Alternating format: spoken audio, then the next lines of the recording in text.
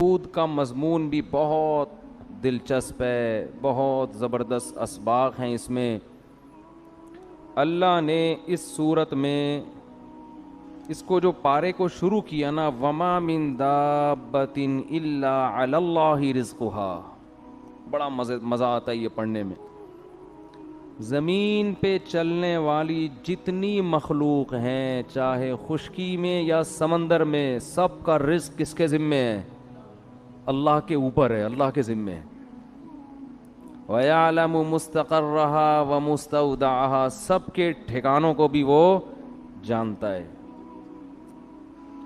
بعض لوگ کہتے ہیں کہ پھر بھوکے بھی تو لوگ مرتے ہیں، اگر سب کا رزق اللہ کے ذمے ہے تو پھر بھوکے لوگ، کچھ جانور بھی بھوکے مر جاتے ہیں۔ قرآن مجید میں جہاں بھی اس طرح کے کلام ہے نا کہ اللہ رزق دیتا ہے یا اللہ کے ذمے ہے یا یہ کرو گے تو رزق ملے گا، تو وہ تمام باتیں اللہ کی مشیت کے ساتھ متعلق ہیں۔ مشیت کا مطلب یہ ہے کہ جب اللہ چاہتا ہے۔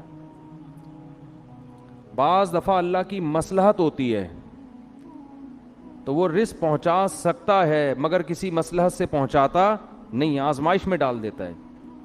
تو ان آیتوں کا مطلب یہ ہے کہ اللہ کے نظام میں خرابی نہیں ہے یا اللہ کی ذات میں خرابی نہیں ہے۔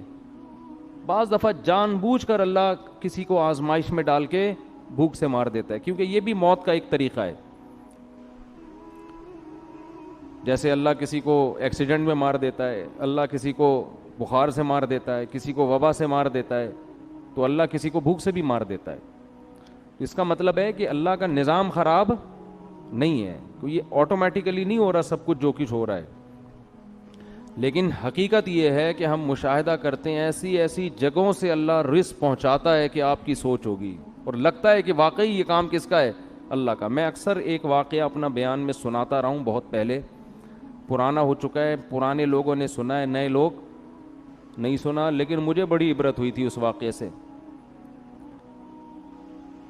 میں گلشن اقبال میں رہتا تھا تو ہمارے صحن میں بلی نے بچے دے دیے، اور آپ کو پتہ ہے مائیں جب بچوں کو فیڈ کراتی ہیں نا تو بہت زیادہ ان کی انرجی سرو ہوتی ہے، ان کو بھوک بہت لگتی ہے، ان کو پہلے سے ڈبل خوراک چاہیے ہوتی ہے۔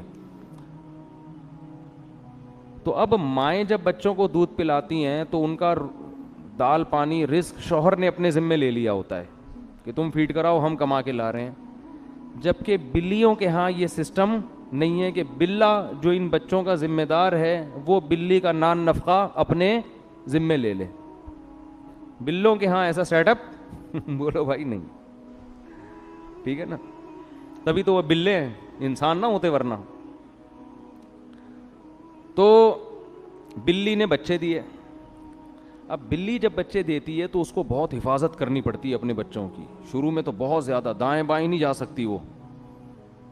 اب وہ رزق کی تلاش میں زیادہ دور نکلے گی تو اس کو ڈر ہوتا ہے میرے بچوں کو بلا نہ کھا جائے یا کوئی اور نہ پکڑ لے، تو اب اس کی خوراک کی ضرورت ہو گئی ڈبل، اور جاب کے لیے اس کے پاس ٹائم ہو گیا کم، الٹا کام ہو گیا نا، دونوں طرف سے ٹینشن۔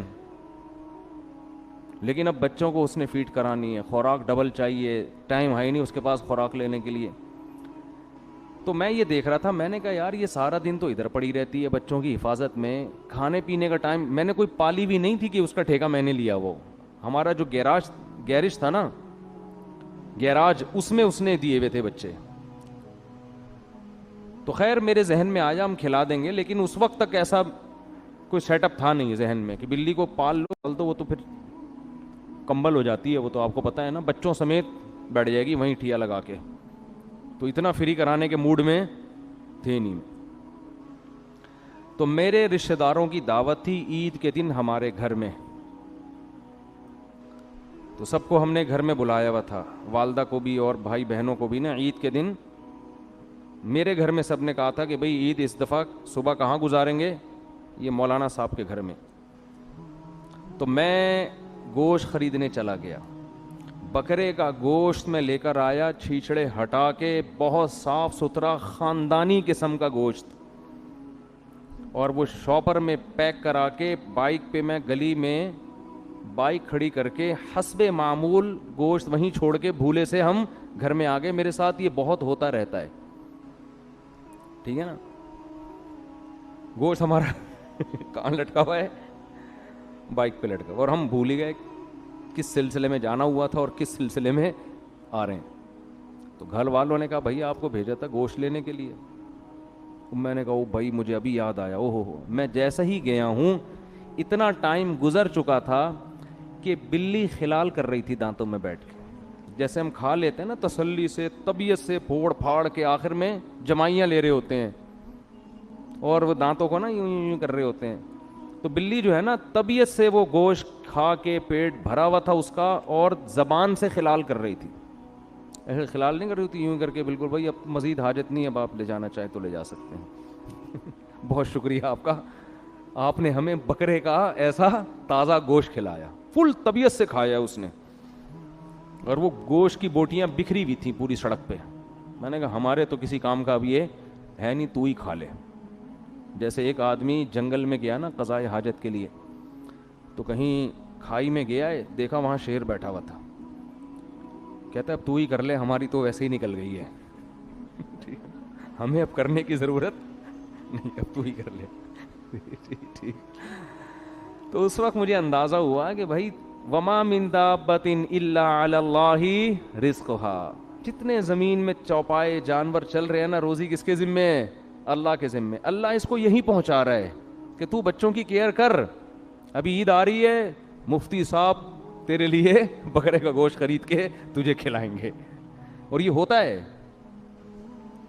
تو رزق جو ہے نا چھپڑ پھاڑ کے, دروازے پھاڑ کے آتا ہے. نبی صلی اللہ علیہ وسلم نے فرمایا الا وان نفسا لن تموت حتی تستکمل رزقا, کوئی نفس, کوئی انسان ہرگز اس وقت تک مر نہیں سکتا جب تک اپنے مقدر کی روزی نہ کھا لے. وہ آپ کے جو آخری نوالا جب تک آپ کھاؤ گے نہیں نا, آپ کی موت نہیں آئے گی. اللہ نے ہر دانے پہ کھانے والے کا نام لکھا ہوا ہے, یہ تو کھائے گا. مقدر انسان کو کھینچ کے کہاں لے کے جاتا ہے. ڈاکومنٹریز میں دیکھتا ہوں بہت تو جنگلوں کی, تو اس میں آپ نے دیکھا ہوگا شکار مگرمچھ کر رہا ہے, لے کے کون جا رہا ہے؟ شیر. کبھی شکار شیر کر رہا ہے اور مگرمچھ چھین کے جا رہا ہے. محنت کوئی کر رہا ہے, فائدہ کوئی اور اٹھا رہا ہے. تو جنگلوں میں بھی سب کو رزق مل رہا ہے, وہ اس کو کھا رہا ہے, وہ اس کو کھا رہا ہے, وہ اس کو کھا رہا ہے. تو اللہ نے فرمایا وما من دابۃ فی الارض الا علی اللہ رزقها. اسی آیت کی وجہ سے اور اس جیسی دوسری آیتوں کی وجہ سے علماء منع کرتے ہیں کہ رزق کی تنگی کے خوف سے نسل روکنا جائز نہیں ہے, کہ میں بچوں کو کھلاؤں گا کہاں سے. اس کا مطلب یہ بچے آپ کے بچے پہلے ہیں, اللہ کی مخلوق نہیں ہے. بھائی اللہ کی مخلوق پہلے ہیں, آپ کے بچے بعد میں. تو اللہ نے تو اپنی مخلوق پیدا کرنی ہے, ان کو پالنے کے لیے ماں باپ کو پیدا کیا ہے. یہ ایک امانت ہے جو اللہ والدین کے حوالے کرتے ہیں کہ میری مخلوق ہے, تم پالو اس کو اور تمہیں بھی اس سے فائدے پہنچاؤں گا. آپ کہتے ہیں اللہ کی نہیں ہے, یہ تو میرے بچے ہیں, میرے ذمے, میرے ذمے. کیسے بچہ پیدا ہوتے ہی ماں کی چھاتیوں میں دودھ آ جاتا ہے, اتنی بڑی دلیل کہ یہ کس کے ذمے ہے؟ اللہ کے. بے وقوف یہ سمجھتا ہے کہ صرف دودھ آ سکتا ہے اور کچھ نہیں. عقل مند یہ سمجھتا ہے کہ ابھی چونکہ دودھ کی ضرورت ہے اس لیے دودھ مل رہا ہے. تو یہ اس کی علامت ہے کہ جس چیز کی جب ضرورت ہوگی اللہ وہ انتظام کرے گا.